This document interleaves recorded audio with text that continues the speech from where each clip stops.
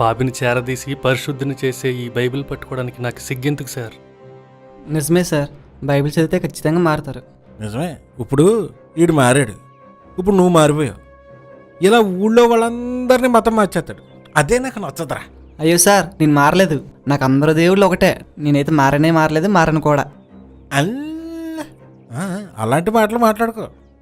నీలాంటి వాళ్ళ వల్ల మన దేశం అలా అయిపోతుంది.